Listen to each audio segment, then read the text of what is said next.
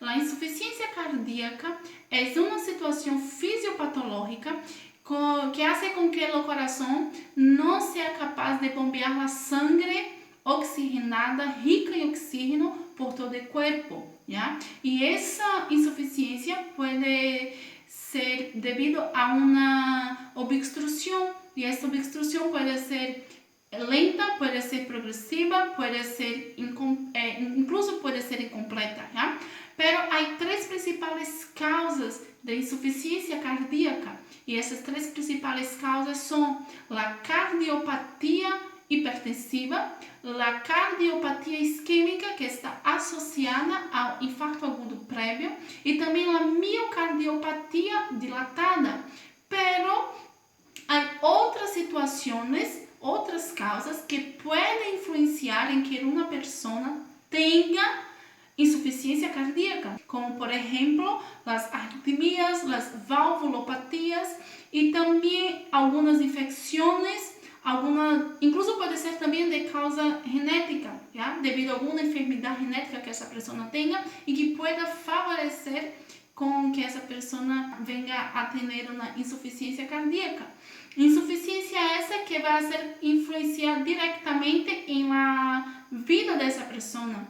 Voy a hablar sobre la prevalencia de la insuficiencia cardíaca, que se trata de una de las patologías de mayor impacto sanitario de la actualidad, debido a su complejidad clínica y diversos recursos para su atención.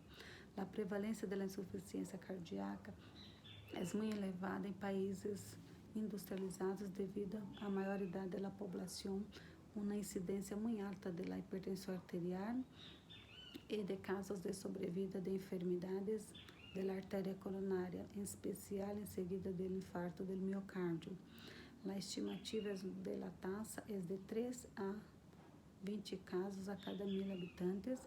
Los estudios muestran la afectación mayor en la población pobre, de bajo recurso económico, bajo nivel de educación y menos acceso a la salud y poco conocimiento y un peor comportamiento en los que se dicen a los autocuidados. En personas mayores de 65 años, la afectación ocurre en ambos los sexos. La tasa de mortalidad en el primer año del diagnóstico es de 35 a 50% de ocurrencia. Bueno, yo voy a estar hablando un poquito más sobre la fisiopatología de la insuficiencia cardíaca. ¿Qué le va a pasar a los miocitos, que son las células del miocardio, cuando exista una insuficiencia cardíaca? Esas células van a empezar a alterarse, van a perder un poco o totalmente la capacidad de contraerse. Y eso se debe a cambios bioquímicos o por una hipoxia.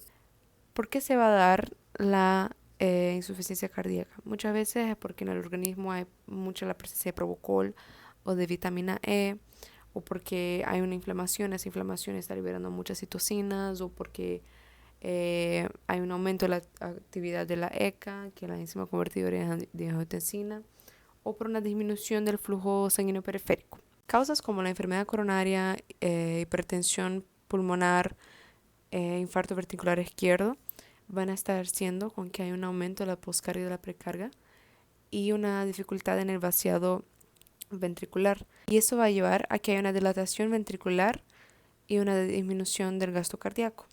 Los síntomas de la insuficiencia cardíaca son claves para la detención precoz de la enfermedad, ya que es esto que impulsa a pacientes a buscar atención médica. Los síntomas son falta de aire, cansancio y la fatiga, latidos del corazón rápido o irregulares, retención de líquido e hinchazón en tobillos, piernas y abdomen, pérdidas de apetito. Son síntomas característicos. Sin embargo, obtener y evaluar esta información requiere de experiencia y habilidad, especialmente cuando se trata en pacientes de edad avanzada. Sobre los signos. Mas antes disso, temos que nos atentar a uma coisa muito importante. O paciente, quando llega ao consultório do médico para buscar um diagnóstico, o principal que o médico irá fazer e se atentar para chegar a um bom diagnóstico de la insuficiência cardíaca é a clínica. É fundamental, é primordial. hacer uma boa anamnese e um bom exame físico. O que o médico irá fazer em la anamnese? Irá perguntar ao paciente se tem alguma comorbidade, como diabetes, hipertensão, alguma enfermidade coronariana, alguma enfermidade renal, dislipidemia. A principal queixa do paciente é a disneia, que é a falta de ar. A disneia classificamos em 4 grados. Grado 1 é mais leve, grado 2 é quando o paciente se queixa, por exemplo, que não consegue mais trotar como antes. O grado 3 seria por pequenos esforços, como limpar a casa, pentear os dentes. O grado 4 seria quando o paciente se queixa por estar em repouso e mesmo assim sentindo alta falta de ar.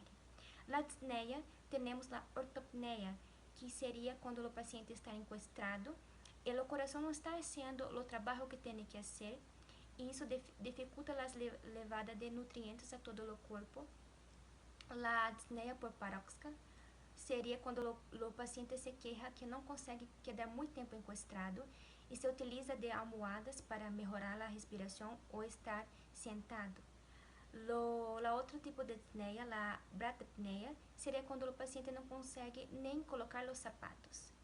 Devemos nos atentar também aos edemas, que temos os edemas cardíacos e os nefróticos. Os cardíacos estão ligados ao coração, que seria, no caso, bilateral, ou seja, dos dois lados, o acúmulo de líquidos, ascendente, e também forma gota, ou seja, se apertamos o membro inferior de um paciente, irá formar uma gota, que demonstra que está tendo um edema. E o edema cardíaco se dá mais pelo final do dia. Já o nefrótico, quando tem um edema devido a algum problema dos rinhões, seria quando o paciente apresenta, muito temprano, ao despertar, apresenta a cara muito edemaciada, principalmente os párpados. É muito evidente esse tipo de edema e muito notável. Então, é muito importante o médico observar o paciente sobre a questão da obesidade e sobre a questão de retenção de líquido. É importante que fazer o peso do paciente, a pesagem de alguns dias para mirar quanto que está se acumulando de líquido em esse corpo.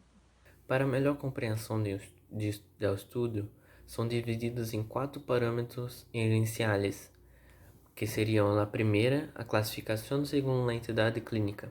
Explica que a enfermidade com uma patologia cardiovascular causada por outra patologia conhecida ou não.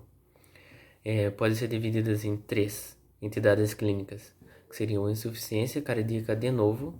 Esta apresentará características clínicas de forma rápida, ademais que se atribui a um defeito ou disfunção sistólica em um contexto de infarto agudo do miocárdio ou uma disfunção diastólica em la enfermidade hipertensiva. La agudização de uma insuficiência prévia.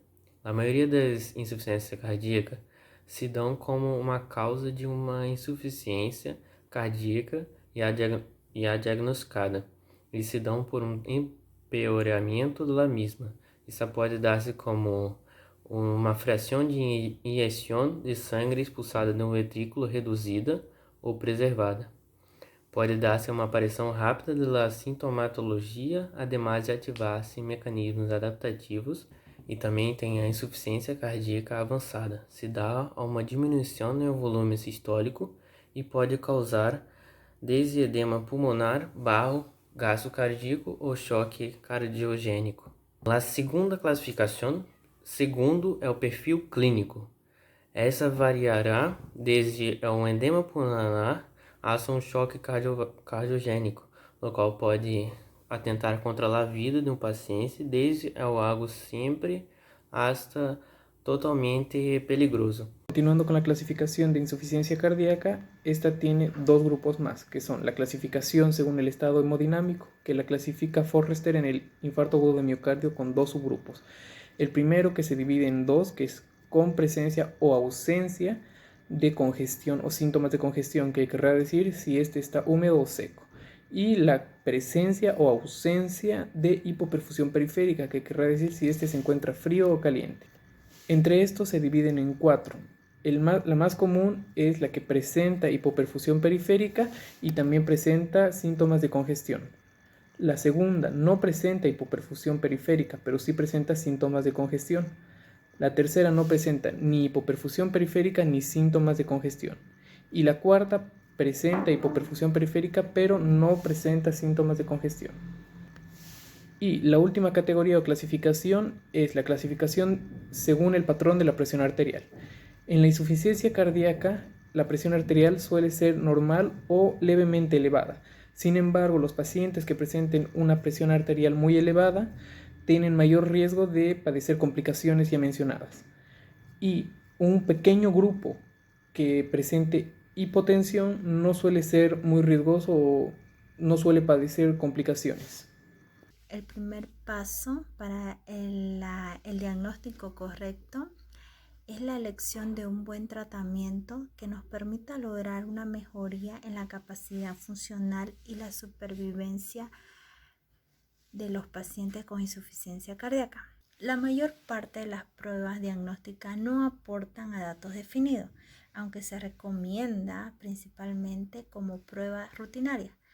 Algunas de ellas no son importantes para el diagnóstico clínico, pero sí son útiles para el diagnóstico etiológico.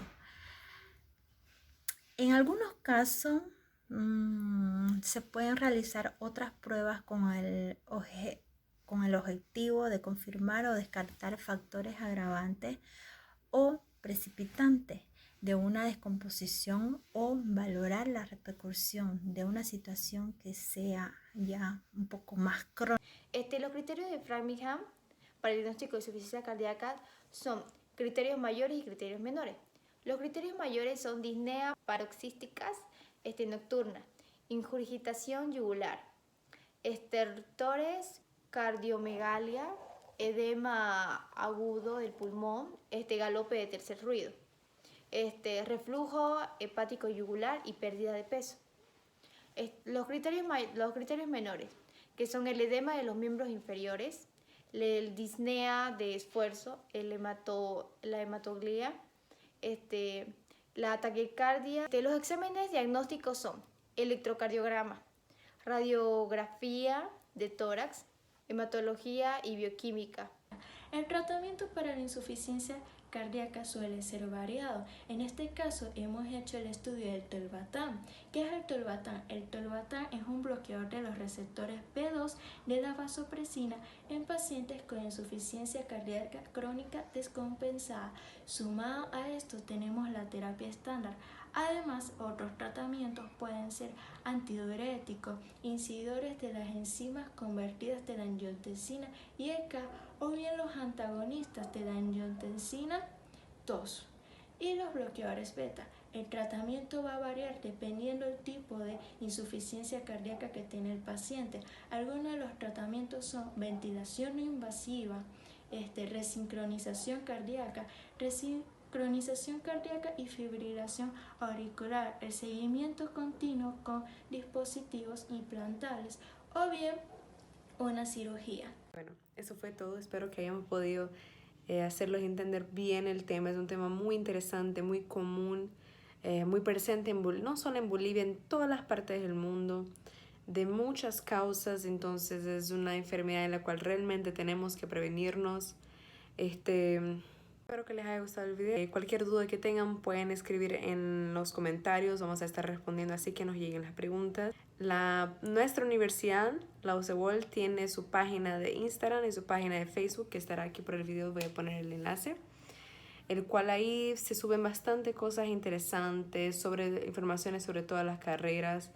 Les recomiendo tanto a estudiantes como a ustedes que nos estarán viendo a que sigan a la página. Y eso es todo. Hasta la próxima.